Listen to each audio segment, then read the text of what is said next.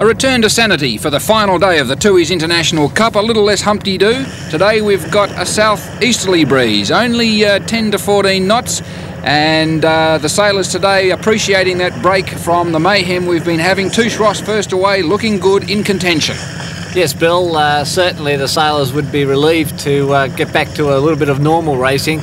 The breeze, as you said, 10 to 14 knots out of east-southeast, a little bit more finesse required today from all the crews who have probably been in the pits all night repairing their boats and also their bodies. In second position in the series, and today the big day for Adrian Cahalan. If she pulls off this series, it will be one of the great victories of her whole career, I'm quite sure. She's currently second, she's in good shape to win the series, and she's second boat away in this first handicap race. Be interesting to see how her boat speed compares to the like of Xerox and also of Prudential and Gestetner. And the scratch markers away now, Xerox and Gestetner away. The Prudential actually is coming off scratch. She won the handicap race yesterday, so these two skiffs getting a 1 minute start on the Prudential, and the Xerox, the current leader in the series, the Gestetner in third position. Both of these boats are in contention to win the series, so there should be a good dogfight between these two. Gestetner looking to me, Rob, as though she's sailing a touch higher than Xerox there. I think you'll find today, Bill, the one that gets into those breeze patterns the best will tend to egg out on a boat to leeward. Wind shifts will play a major part in this whole series of races, 2 races today.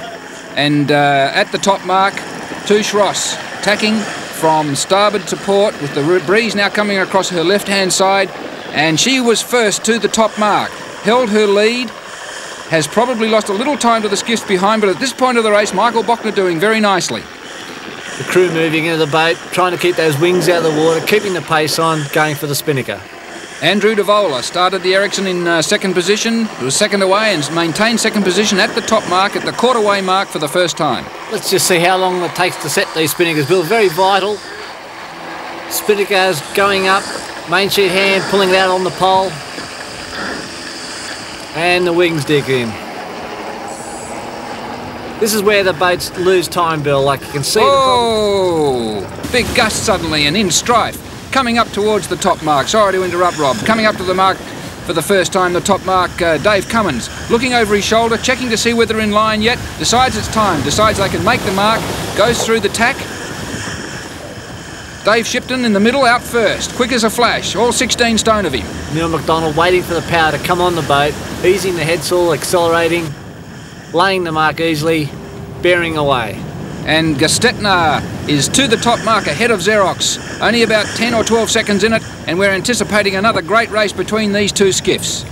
In fact, Bill, for Gestetner to have any chance of winning the series, he has to beat Xerox in this race. It's a double-point race, very important for Gestetner to keep ahead of this boat, Xerox.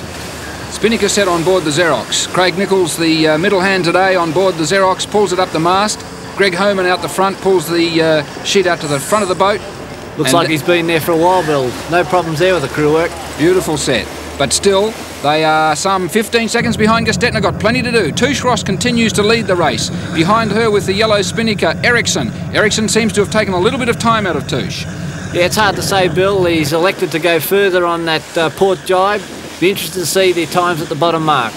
The skiff that started last was Prudential, Michael Walsh driving, just adjusting the rig there, pulling a little lever that hopefully makes it go faster. They started off 0 and not making too much impression on the rest of the fleet at this stage. The crew looking very composed, the boat very flat, very even. You can see Neil Payton there looking up ahead, trying to sniff out those wind shifts as we get a good shot of Xerox and someone's head. That's right, we're inside the Freya. The luxury crews are following the racing today for the final race, and we see that the Xerox is now coming across from Mark 2 to Mark 1. They've got the spinnakers up on the left-hand side on starboard tacks, and there's the top shot showing that Gestetner has caught up a whole heap to both Elabashe with the blue kite and Ericsson with the yellow. You can see, Bill, the difference in speed here. Xerox is absolutely thundering down in a breeze line. You've got Gestetner and Elabashe in a light patch, and this is the whole story. The boat that sniffs out that breeze on that water will win today's race. I'm very, very impressed with where Gestetner is, Rob. She's picked up a lot of time. She started some 3 minutes behind Ericsson and some 2 minutes behind Elabashe, and now what have we got? We've got probably only 20 or 30 seconds in it. And you can see the difference in angles of the boats. Gestetner coming down with pressure, pointing at the mark. 2 people ahead of them. namely Ericsson and Ella Bechet, floundering around with hardly any breeze whatsoever. Tooheys Ross, you saw, rounding the mark. At the halfway mark of this first race today, Tooheys Ross still leads. Not by as much as she was earlier, however, time being taken out of her. You can see the wide rounding. The mark is actually between Ericsson and Gestetner. A very bad rounding by Ericsson. He's gone 40 to 50 metres past the mark, as in Ella Bechet. On board Ella Bechet. Okay, watch out. Okay, I've got to give Iris room. Got to give Iris room though. Adrian Cahalan acknowledging that she had to give room to Irish Dave Cummins and Gestetner, and whilst she did that, and Dave theoretically got round that mark just ahead of Ella Bechet, she had more pace on and was able to sail out from underneath them. Xerox arriving late on the scene. Spinnaker still up in the sky and got some problems. Shortly afterwards, the Gestetner sailed straight through Ella Bechet with tremendous boat speed, and she is showing great boat speed today, Rob, and suddenly she's 20 or 30 seconds ahead of them. I think Davey Cummings and namely Neil McDonald up in the bow, very good light weather sailors, Bill, and I think you'll see that Dave and the boys on the Gestetner will probably do a better job in that department today. Xerox doing very well in this encounter with Ericsson. Xerox also caught up to Andrew Devola, and in the light conditions, sailing out from underneath the Ericsson, was even with it just a matter of seconds ago, with superior boat speed, has just sailed straight out from underneath her. Xerox now up into 4th position. I think he also got a benefit of a powerboat wake there. He seemed to be riding the waves a little bit, which all goes well for boat speed. Tooheys Ross was still leading. Ella Bechet now in 3rd position. Between her and the Tooheys Ross now is Gestetner up there in 2nd position, and at such an early stage in this race, she is absolutely bombarding them. Also, Bill, I'd like to say that Xerox making no impression on Gestetner. Ella Bechet tacking. Make it a good one. A little bit of encouragement from Adrian there, talking to her crew, make it a good one. Adrian very aware that Gestetner is the skiff that can keep them from 2nd position, very aware of that, and there we have it. Gestetner in the lead, crosses Tooheys Ross for the first time, and now we've got Gestetner, the leader in this race, before we get to the top mark for the 2nd time. Tooheys Ross clinging on to 2nd position, got a nice cover on Ella Bechet, hopefully she will stay there. Michael Bochner was very weak before the race again today with his glandular fever, Rob, but after not being able to participate yesterday, he was determined to take the Tooheys Ross out there and do his best. He's clinging to 2nd position, Ella Bechet in 3rd, but here's the machine that's really pouring it on today.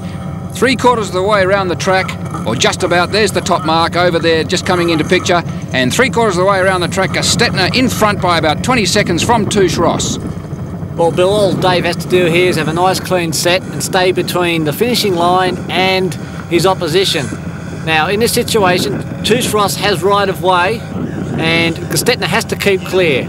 Oh man, that was close. I thought they were really going to collide then, but somehow they missed. I don't know whether the Tooheys Ross might claim that Gestetner got in his road. It seemed to me, Bill, they didn't have to alter course. I don't think there was any infringement there. Okay, well, that was a close one. Take it easy, Dave. You're in front now. You've got to do the right thing. There's Xerox still coming up to the top mark now. She must be a good 40 seconds behind Gestetner now. Okay, we've got Gestetner jibing. This is a good thing to do, to get back in the middle of the course and just see how his opposition fares. He wants to stay between his opposition and the next mark.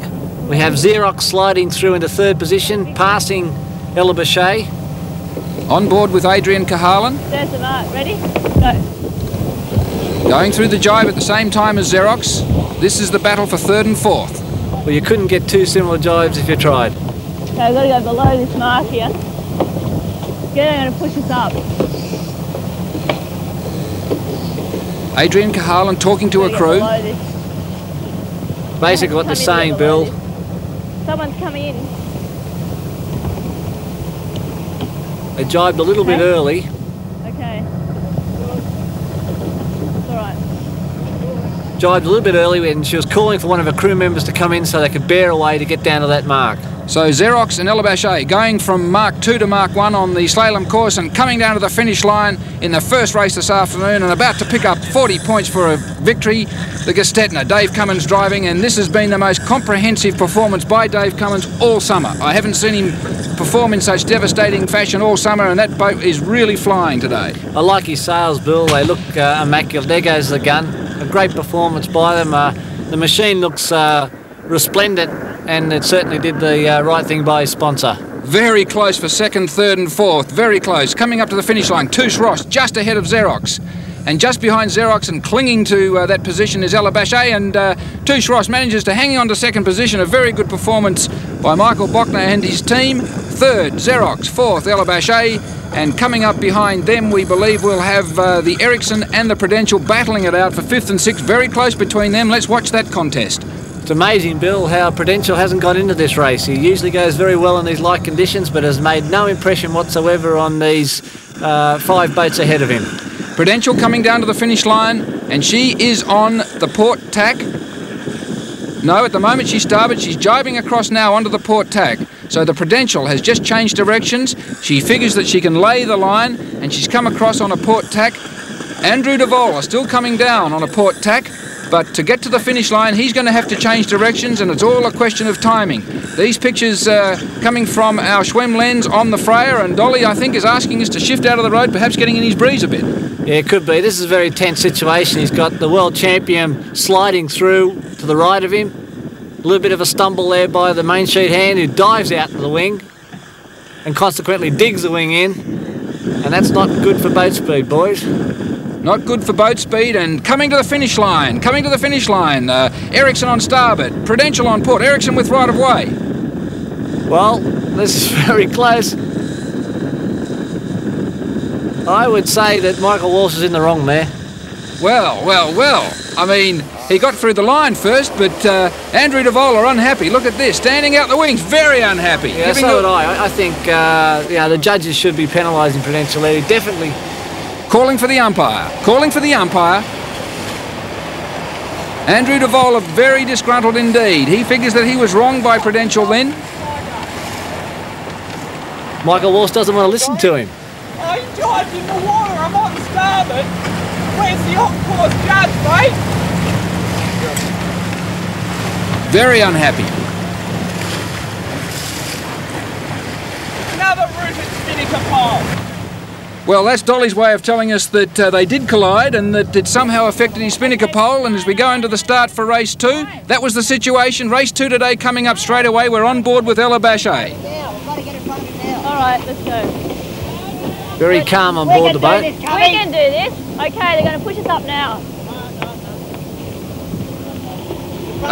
Adrian positioning herself, getting some advice from Charlie Diekman. Okay, get a main on, Cameron. Come on. We've got to get up now. We're off. We're going to get a penalty for that. Well, you saw the situation there. Ella Bachet was running down the line, and Adrian knew that she didn't have any rights. Now, whether the on-course judge has seen that, that's another story. Adrian certainly thinks she did something wrong. She's anticipating a penalty. I guess we won't pass that on to anybody, but what would you say if you were an umpire? Well, I didn't see any collision there, so if I was Prudential, I would have been making it a little bit more difficult for her and probably pushed my bow up into her and caused a collision. But they always said you were an aggressive skipper, actually. They always told me that. Anyway, coming still out to the left-hand side of the course in this final race. Michael Walsh on board Prudential going out to the right-hand side, tacked away immediately and going out to the right-hand side of the course, currently on a port tack, but there you see the breeze a bit soft. This is the boom cam giving us a boomer of a picture of the boys, and the breeze up and down and the crew in and out. Michael Walsh now deciding to tack and head back out to the left-hand side of the course, see if he can get into some decent breeze. The guys are going to keep their heads out of the boat and look around for the wind. You saw the situation, there's 3 of the crew in the boat, which means there's no wind, so they're out there sniffing for a little bit more breeze. Have found themselves adjacent to Gestetner, and I believe that these 2 skiffs are some distance from the lead. Now, Gestetner has got to win this race to have any chance of winning the series. The Xerox are still in the driver's seat. Prudential has no chance through those earlier races where she didn't finish, and here she is in contention with the very fast-moving Gestetner today. You can see how far the crews are forward on the wings today, Bill, and this is the to trim the boats, keep the hull in the water, giving its full length. You can see Michael looking around, wants to get it back across to the right-hand side of the course, going into the tack now. Ready? We've still got noises coming off the Ella Bachet. Smooth tack from Prudential. Crossing now to the right-hand side of the course. She's going to cross well behind Xerox in the middle, and at the top, the race leader, would you believe it, Tooheys Ross. Michael Bochner's got the lead. Well, they come out of that start very well and are in the breeze pattern. They've picked the wind a lot better than the other skiffs, and that's why they're there. You can't sail without any wind. Good shot here. 3 skiffs all going across on the port tack. Who's doing best here, Rob? That looks very even indeed. Down at the far end is Tooheys Ross, in the middle Elabashe, and up closest to us is Ericsson. Well, it depends whether the breeze is going to head them or not. It looks like the breeze has headed them, and you can see that Tooheys Ross has advanced forward. It's very hard to say. A very evenly matched 3. And the Prudential went higher up on the course, then tacked, and I know that she switched into some beautiful breeze here, managed to pick up some great breeze, and in fact just went past Mark 2 on the course. Tacks now onto a starboard tack, and look what she's done. She took a different direction to the rest of them, and suddenly she's up in first position at the top end of the picture. In the middle is Gestetner in second position. On the right now, Xerox third. The top 3 have broken through and now filling first, second and third positions. Michael Walsh leading. There he goes, tacking now, going across to the top mark. He's on the port tack, which means he has to give way to these other skiffs if the courses coincide. Now we have to dip behind Xerox. Xerox has to hold his course. He can't do anything even though he has right of way. Xerox now leads, but if Michael Walsh is in fact going to make it to the top mark, and he obviously thinks he is because that's why he tacked. He figured he was high enough on the course to be able to get round the top mark without having to tack again, and approaching the top mark, the quarter-way mark of this race at the moment. You saw Neil Payton go in, unclip the spinnaker, which just holds the spinnaker in there while they're on the wind, bearing away round the mark, very close behind Xerox. And third, Davy Cummings. Well, it did look to me as though Gestetner was going to absolutely bolt in this race, Rob. They looked very quick just about 10 minutes ago, but obviously, as you were saying, the breeze coming from here and coming from there, different strength, different direction. It's a bit of a lottery. Certainly is, Bill, and you saw a nice clean set there by Prudential. Xerox responded with another fine set. All depends on Davy Cummings, how quick he can set his. Ericsson approaching the top mark. Till extension very close to the mark as he rounds. No problems there. Elabashe and Tooheys Ross. Elabashe 5th, Tooheys Ross in 6th position at this stage in this race. These skiffs on their way down to Canberra. We'll be down there in March during the festival, and we'll be having some very exciting racing out on the lake. In the meantime, the Prudential, on one of the rare occasions in this series, has got the lead, and failing any more incidents, breakages, collapses and heart attacks, I think they may be in with a show, Rob. Well, I'll tell you what, he's getting a lot of pressure here from Xerox. They've rounded the mark the same distance, and Phil Barnett's throwing it at Michael Walsh now, decides to jibe early. Prudential first, Xerox second. Behind them, you can see Gestetner. Then the yellow spinnaker of Ericsson in 4th. And nothing between Elabashe and Tooheys Ross in 5th and 6th at the top. They're now moving across from Mark 2 to Mark 1 on the slalom course. And from the Freya again, the Gestetner looking an absolute picture. Got full pressure in the rig at the moment and making her way across to Mark 1. Well, there you saw Phil Barnett on Xerox jibe inside Michael Walsh. And what's happening here to Prudential? It's amateur hour. Over they go, over they go. It looks like he might have lost a crewman overboard there, Bill, and the wing dug in, and well, some people are happy and some people are sad. Prudential in the swim. The world champion. Okay, compensation coming up. The Prudential in the drink. And on board the Freya, that wasn't quite what was anticipated. So now we have problems on board the Ericsson. Major problems, kite coming down on board the Ericsson. Some very disconsolate looking people there too. Rob, I think maybe that incident at the end of the last race with Prudential. And looking live out here on the track, I can see that they have busted their spinnaker pole again. There it is. Oh, dearie me. Well, it's the same old story. It's just like a racing car. You can have one small problem in the car and that usually is the fate for the race. Still battling it out for 5th and 6th, and now in fact 4th and 5th because of the demise of Andrew Devola. That was Elabashe and Tooheys Ross at the front end of the fleet. You've seen Gestetner was probably 100 metres behind Xerox, got one puff of breeze, and here he goes. He's hit the front. Straight back into the race. How did he do that? Well, you saw Xerox power over the top of Prudential in plenty of breeze, ran out of breeze. Gestetner in a breeze line came down, and there you have it, new leader. And at the halfway mark of the final race in the series, the Gestetner just in the lead, nothing in it between her and Xerox. Gestetner has got to have another skiff between her and the Xerox to win the series. So at this stage, even though he's second, Phil Barnett's still got this series in the bag. And he also has rounding rights of this mark. He had an overlap with 2 boat lengths going into that mark, and that's why Davey Cummings has to let Xerox through. So in fact, Xerox maintains her lead over Gestetner as they come around at the halfway mark and sails away beautifully. Just stepped away and picked up another 20 or 30 metres. Just ahead of Tooheys Ross in 3rd position is Ella Bechet, followed by Tooheys Ross in 4th position, mainly because of the demise of Prudential and Ericsson. Well, they're both, I know in the background, Prudential back up on her feet again and will make an attempt to catch up to the fleet. In my opinion, has no chance. You can't crash in short course racing and have any show. Ericsson, no Spinnaker, also continuing on. Ella Bechet dousing that Spinnaker now, closing in on the mark. Gestetner had to tack away from Xerox to come out to this left-hand side of the course. He was sailing in the bad air of Xerox, and hopefully with a wind shift he can get back to that lead. He's certainly looking around, anticipating. Neil McDonald coming in on the wings, the breeze lightening, which means that there isn't that much breeze over where they're going. And on a day when the breeze is up and down a lot and the boats aren't fully powered up, the crew have to be very alert, nipping in and out, making sure that the balance of the boat is maintained. Tacking now.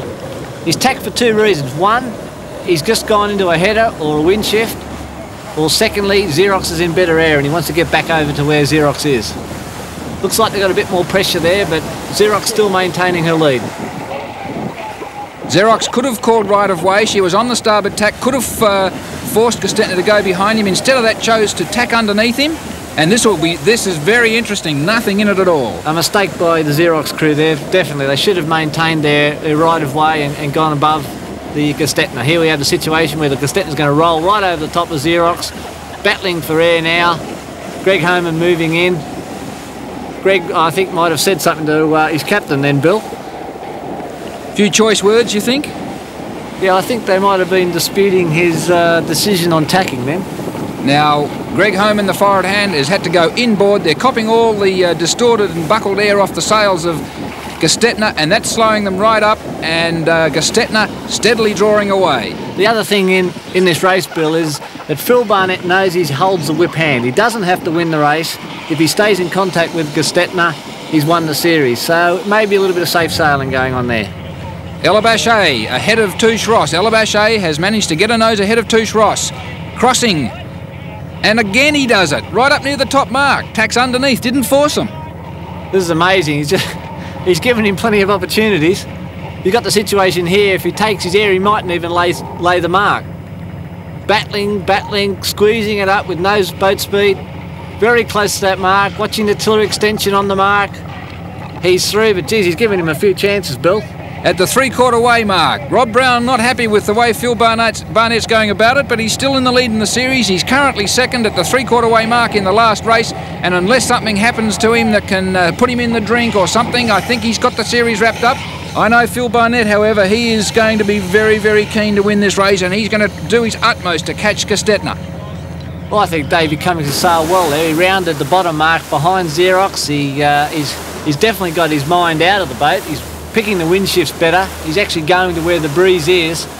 Maybe Phil and the boys on the Xerox are sailing a little bit too defensive. I think they should attack the course, attack Gestetner a little bit more, sail a little bit more naturally. Spinnaker through the jibe. They've changed directions. They're now moving from Mark 2 to Mark 1 on the slalom course. It's just one leg with the Spinnakers up, and this is where in these lightish breezes today the skiffs will generate maximum possible power. Craig Nichols moving out. They've got the breeze now. Xerox building speed. Rob, we've got 10 to 12 knots of wind speed. How much boat speed can they generate? How much are they generating? Well, they'd be going faster than the wind here, Bill. Because of the angle they're sailing, they actually go faster than breeze. So they're probably doing about 13, 14 knots of boat speed.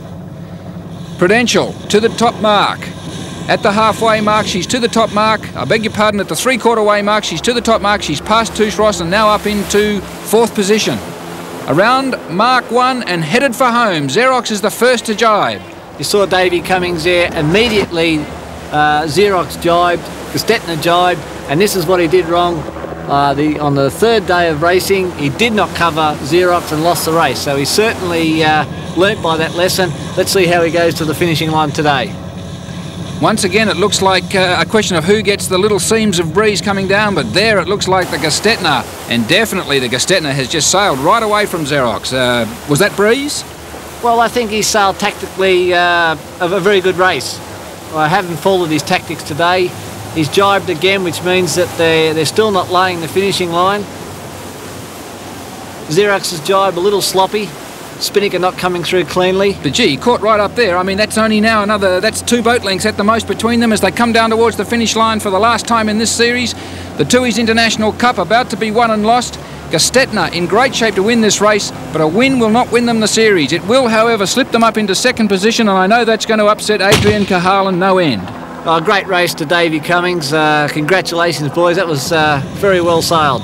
Xerox through second. Coming down in third position, Ella Bachet, and Adrian Cahalan was looking to get across the line ahead of Dave Cummins in this race to give a second position. She's now going to have to be satisfied with third as she comes through the finish line in this last race in third position.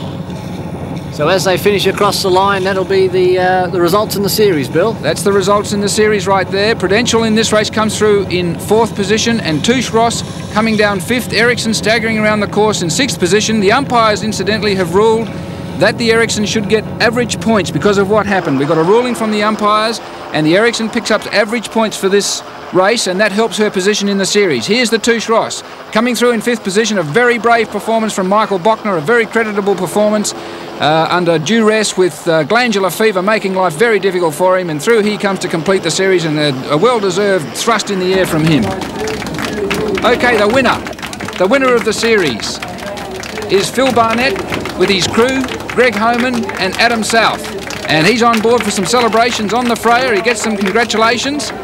And the crowd on board have been watching very closely. It's a great performance from him. The whole series has just been absolutely wild. We haven't sailed a series as hard as that for a good 2 years now. And just to come out and use that small sail of ours just about every heat, it's just been unbelievable. It's been a real test of crew work, and it's been a good lead up for us to other things. And we're hoping that we can only do better and better.